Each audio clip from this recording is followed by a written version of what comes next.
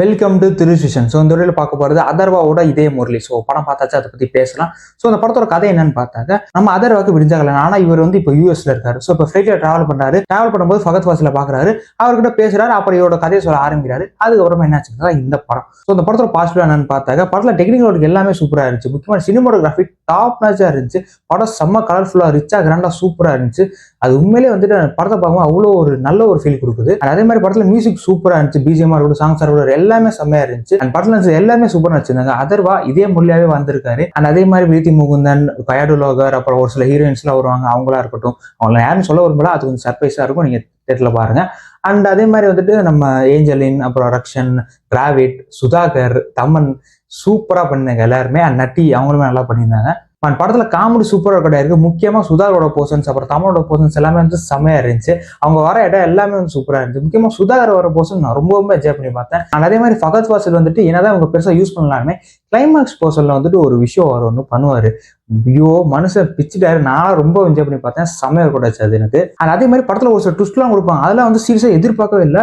அதுவுமே செம்மையா இருந்துச்சு. இந்த படத்தோட பாசிட்டிவ்லாம் சொல்லிட்டேன். சரி, இந்த படத்துல இப்ப என்ன பெட்டரா பண்ணிக்கலாம் அப்படின்னு கேட்டீங்கன்னா, இந்த படத்தோட ஃபர்ஸ்ட் ஹாஃப் சூப்பரா இருந்துச்சு. பட் ரொம்ப போட்டு இழுக்கிறாங்களோ அப்படின்ற மாதிரி இருந்துச்சு. ஏன்னா ஒரு இலக்கிய இல்லாத மாதிரி போன மாதிரி ஃபர்ஸ்ட் ஹாஃப் இருந்துச்சு. அண்ட் சேம் டைம் செகண்ட் ஹாஃப்மே வந்து இதே ஃபீல் தான் குச்சிச்சு.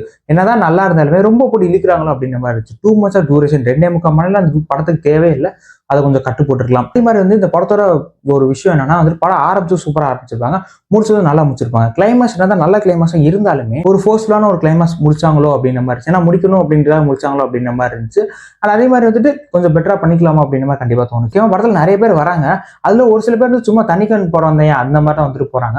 அவங்களுக்கு கொஞ்சம் இம்பார்ட்டன்ஸ் கொடுத்துக்கலாமா அப்படின்ற மாதிரி எனக்கு தோணுச்சு. அண்ட் முக்கியமா வந்துட்டு இது ஒரு ரோம்காம் படம். படத்துல காமெடி சூப்பரா கூட இருக்கு. பட் இந்த லவ் போர்ஷன்ஸ், லவ் ஏரியா அப்படிங்கிறது கொஞ்சம் வீக்கா இருந்த மாதிரி தான் இருந்துச்சு.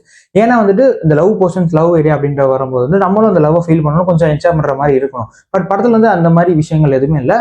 நல்லா இருந்துச்சு. பட் வந்து ரொம்ப பெருசா சொல்லிக்கிற அளவுக்கு எதுவுமே இல்லை. ரொம்ப ஒர்க் அவுட் ஆச்சா, நம்மளுக்கு ஃபீல் பண்ண முடிஞ்சானா அது இல்லை, கண்டிப்பா இல்லை. அதை கொஞ்சம் இன்னும் பெட்டரா பண்ணிக்கலாம் அப்படின்ற மாதிரி தோணுச்சு. காமெடியா நல்லா இருக்கு.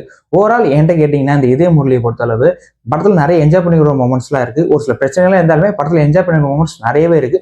நான் ரொம்ப என்ஜாய் பண்ணி தான் பார்த்தேன். ஸோ நீங்களுமே எந்த ஒரு எக்ஸ்பெக்டேஷன்ஸ் இல்லாம உங்க ஃபேமிலி ஃப்ரெண்ட்ஸோட இந்த படத்தை ட்ரை பண்ணி பார்த்து என்ஜாய் பண்ணுங்க. பார்க்கணும்னா தாராளமா ட்ரை பண்ணி பார்க்கலாம். ஒரு டீசென்ட் பாஸ், ஒரு நல்ல படம் அப்படின்னு நான் தாராளமா இந்த படத்தை நான் சொல்லுவேன்.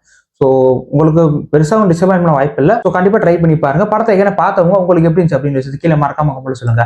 அண்ட் இந்த வாரம் ஓடிடியில் ஏகப்பட்டது கிடக்கு. வெப் சீரிஸ் நிறைய வந்திருக்கு, சீரிஸ் அப்புறம் படம் நிறைய வந்திருக்கு, தியேட்டர்ல வேற ஏகப்பட்டது வந்திருக்கு. ஸோ முடிஞ்சளவு நல்லதையும் கவர் பண்ணி போட பார்க்குறேன். ஸோ மறக்காம நம்ம சேனலை சப்ஸ்கிரைப் பண்ணி வச்சுக்கோங்க. Thank you so much. பாய்.